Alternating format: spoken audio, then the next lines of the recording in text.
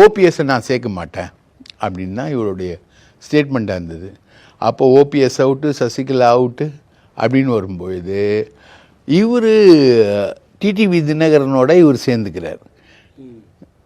2 பேரும் சேர்ந்து சசிகலா உள்ள வர்றதை தடுக்கிறாங்க. தினகரனுக்கு சசிகலாவை பிடிக்காது. ஏன்னா சசிகலா திவாகரன் கண்ட்ரோலில் போயிட்டாங்க. அவங்களுக்குள்ள இருக்க அந்த சொத்து பிரச்சனையால் சொத்துக்களை பிரிச்சுக்கலாம். மொத்தம் 5.5 லட்சம் கோடி. தினகரனோட சொத்து மதிப்பு மட்டுமே எஸ்டிமேட் பண்ணுறாங்க 20-30 கோடி. தினகரன் மட்டுமே. தினகரனுக்கு அங்கே ஆஸ்திரேலியா பிரகாஷ்னு ஒருத்தரை வந்து ரெட்டை இலைக்கு லஞ்சம் கொடுத்த வழக்கில் பிடிச்சி போட்டு ரெடியாக வச்சுருக்காங்க. எப்போ வேணாலும் நமக்கு எதிராக போனால், அவங்களுக்கு எதிராக போனால் எப்போ வேணால் தூக்கி உள்ளே உட்கார வைக்கிறதுக்கு தயாராக இருக்காங்க அவங்க. அவர் இப்போ பிஜேபியோட கட்சி அணைச்சாலும் ஆச்சரியப்படுறதுக்கு இல்லை. அந்தளவுக்கான நிலமையில தான் அவர் இருக்கார். இவங்க 2 பேரும் கம்பைன் பண்ணிட்டு என்ன பண்ணுறாங்க, சசிகலா வரக்கூடாதுன்ற அளவுக்கு பண்ணுறாங்க. ஸோ எடப்பாடிக்கு அதில் கெயின். ஆனால் அந்த கெயினை வந்து கட்சிக்காரன் ஏற்றுக்கணும்.